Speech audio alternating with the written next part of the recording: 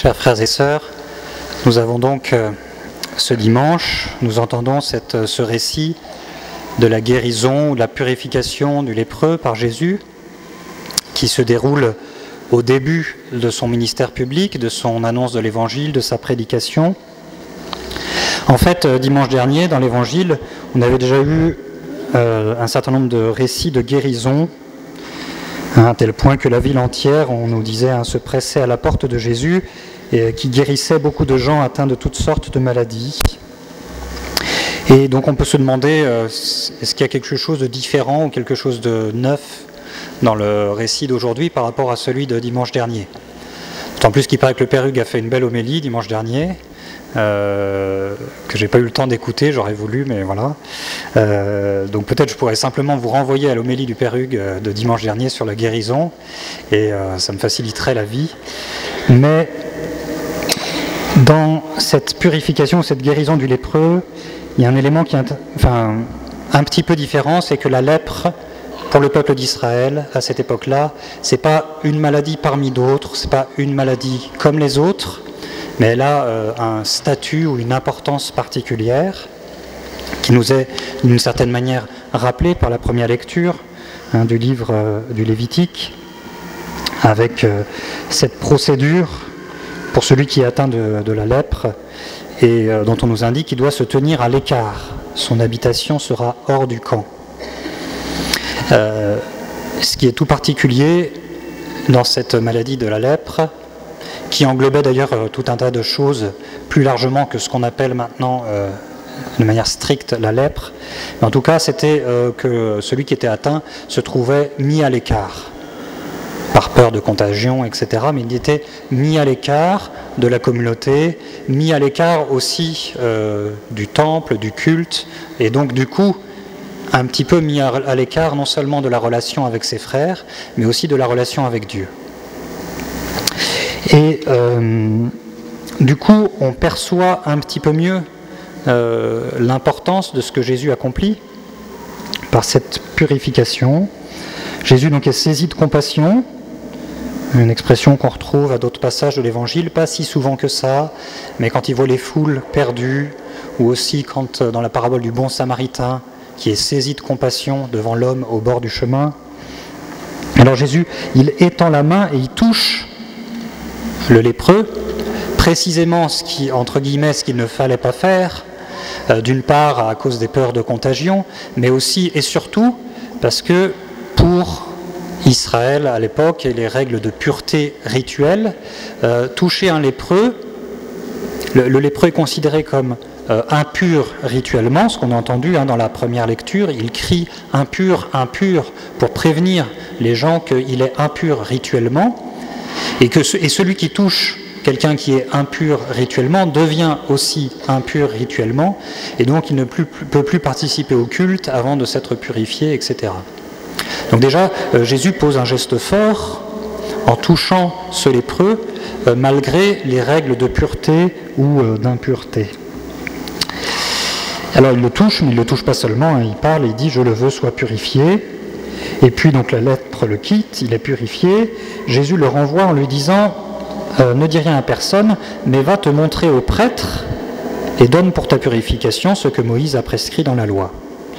Donc Jésus le renvoie vers la communauté religieuse et donc aussi, dans un deuxième temps, vers toute la communauté sociale de ses frères. Il va pouvoir reprendre une vie religieuse et une vie sociale normale.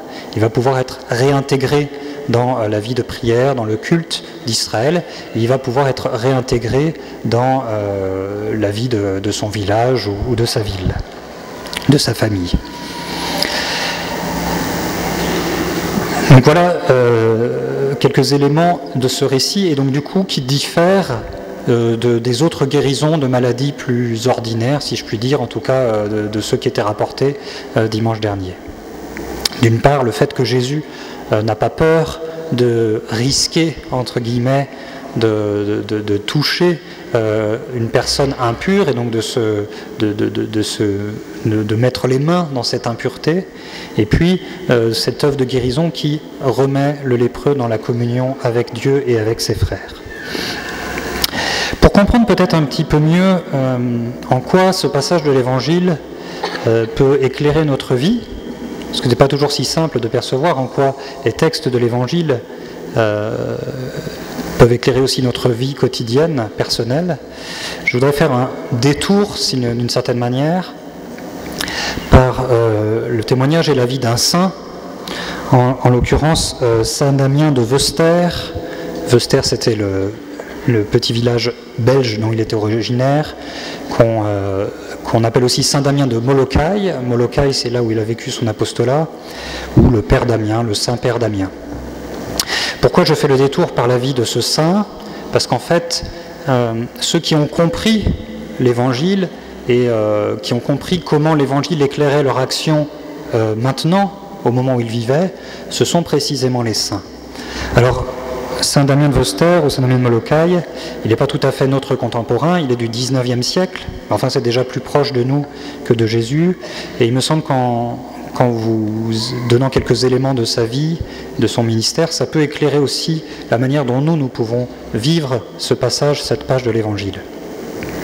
Saint Damien de Veuster, donc, grandit au 19e siècle, en Belgique, et dans une famille très chrétienne, très croyante, et puis c'est la grande époque des missions, où beaucoup d'Européens ont été en mission un peu partout dans le monde, en Afrique, en Océanie. Et donc Damien embrasse la vie religieuse. En fait, son frère devait partir en mission à Hawaï. Et puis le frère tombe malade, et donc en fait c'est Damien qui va prendre la place pour aller au sein de sa congrégation religieuse en mission à Hawaï. Bon, a priori, comme ça, aller en mission à Hawaï, ça semble plutôt sympathique. On se dit qu'il y a des lieux de mission plus désagréables que Hawaï. Mais en fait, à Hawaï, c'est un archipel, et il y a une petite île où il y a un endroit qui s'appelle Molokai, et qui, bien sûr, c'est une île avec la plage, etc., mais en fait, où sont parqués, où sont mis tous les lépreux de la région, de ces îles, justement à cause des peurs de contagion, il a été décidé de tous les rassembler, donc sur une partie de cette île de Molokai, et ils vivent entre eux, reclus d'une certaine manière, à cause de la maladie. Saint Damien ressent un appel fort à prendre soin de ce peuple-là, de ces gens-là, dont on se tient un peu à distance à cause des peurs de contagion. Et donc, après les avoir rencontrés, être allé les visiter, il va demander à y aller pour un temps long, 2 à 3 semaines, et puis finalement, une fois qu'il est là-bas, il écrit à ce supérieur en disant qu'il lui semble essentiel qu'il y ait un prêtre qui réside en permanence, et donc il veut demeurer sur cette île de Molokai. Et sa demande donc va être exaucée. Il a 33 ans à ce moment, et pendant 16 ans, il va vivre au milieu des lépreux. À tel point qu'à certains moments, il dit ou il écrit « nous autres lépreux », en s'associant à eux, un peu comme saint Paul, dont on entendait dans la deuxième lecture d'aujourd'hui, qui dit « je tâche de m'adapter à tout le monde ». M'adapter à tout le monde, ça ne veut pas dire faire plaisir à tout le monde, mais ça veut dire se faire proche. Puis il y a un autre passage où saint Paul, qu'on a entendu, il me semble, il n'y a pas très longtemps, dit « voilà, je me suis fait juif avec les juifs, païen avec les païens, sans loi avec les sans loi ». Donc voilà, cette action de proximité, et donc que saint Damien de Molokai fait aussi, il se fait lépreux avec les lépreux. À tel point, je brûle une ou 2 étapes, mais qu'il va contracter effectivement la lèpre, et c'est de cela qu'il mourra. Mais outre cela, ce qui me semble intéressant dans la vie de saint Damien, c'est que, bien sûr, au milieu de cette communauté des lépreux de Molokai, il exerce tout son ministère de prêtre, et donc il célèbre la messe, les autres sacrements, il leur administre les sacrements, il prêche, mais il a aussi une action qui vise toutes les dimensions de la personne humaine, parce qu'il voit bien que ces lépreux, ils ont besoin de l'Évangile, et c'est pour ça qu'il avait voulu y être. Il disait il y a besoin d'un prêtre, mais il voit aussi que ces lépreux, Ils ont besoin de vivres, de vêtements chauds, de médicaments. Ils ont besoin aussi de bonne humeur. Et donc Saint Damien était, semble-t-il, réputé pour sa bonne humeur qui se communiquait au sein d'une communauté où ça devait être pas si facile que ça de cultiver la bonne humeur à cause de la maladie.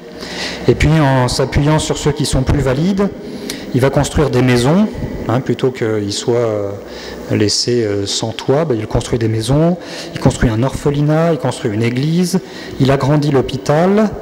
Dans cet hôpital, il installe des bains thérapeutiques, et puis il encourage l'agriculture, et puis aussi, donc voilà, tous les besoins de l'homme, les besoins directement spirituels, mais aussi médicaux, l'agriculture, donc la nourriture, un toit, et aussi les besoins plus de loisirs ou de détente. Et donc il fonde une fanfare au sein de cette communauté de lépreux à Molokai.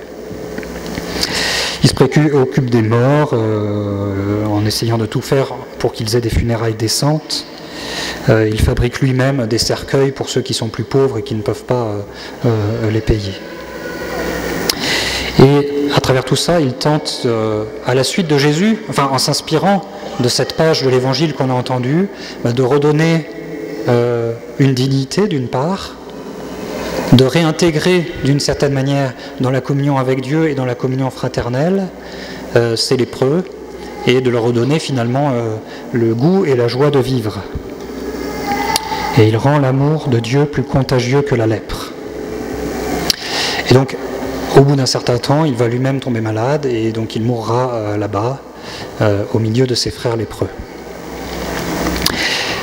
Ce qui est intéressant, et là où il rejoint les deux gestes, les deux éléments que de l'évangile d'aujourd'hui que j'ai relevé tout à l'heure, c'est d'une part la manière dont Saint Damien ne craint pas de se faire proche de l'impureté de ces lépreux, d'une part, puis la manière dont il a à cœur de les réintégrer, de restaurer leur dignité, notamment en les réintégrant dans la communion fraternelle et dans la communion avec Dieu.